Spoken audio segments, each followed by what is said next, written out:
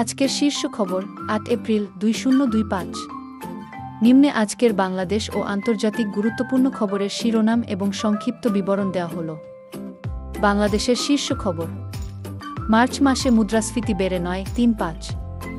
বাংলাদেশে মার্চ ২০২৫ এ point two point মুদ্রাস্ফীতি ৯.৩৫ এ পৌঁছেছে। খাদ্য মুদ্রাস্ফীতি কিছুটা কমে ৮.৯৩ হলেও অখাদ্য মুদ্রাস্ফীতি বেড়ে ৯.৭০ এ দাঁড়িয়েছে।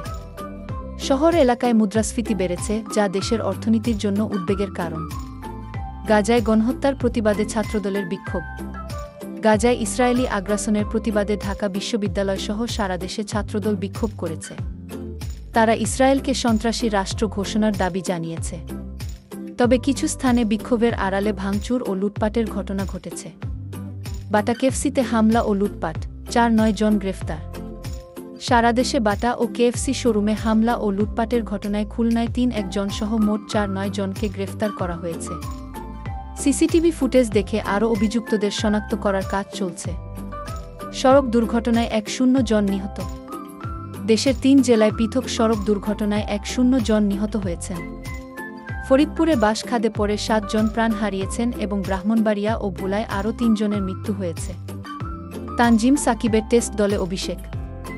২ বছর বয়সী পেসার তানজিম সাকিব প্রথমবারের মতো টেস্ট দলে সুযোগ পেয়েছেন। জিম্বাবুয়ের বিপক্ষে সিলেটে শুরু হওয়া টেস্টে তিনি খেলবেন।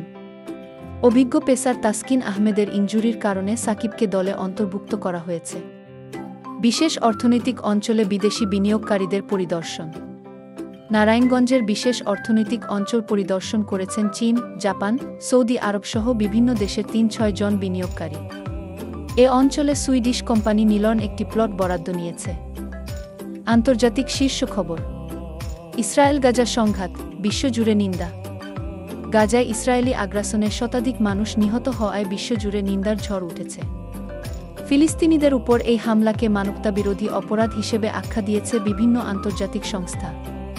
ট্রাম্পের শুল্ক যুদ্ধ, বৈশ্বিক অর্থনীতিতে অস্থিরতা।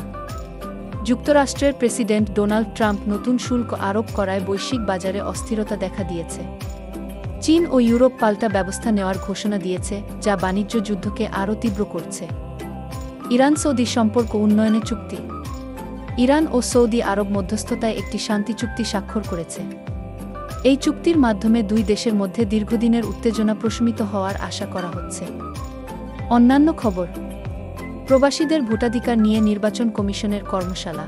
প্রবাসীদের ভোটাধিকার কার্যকর করতে নির্বাচন কমিশন নতুন পদ্ধতি নিয়ে কাজ করছে।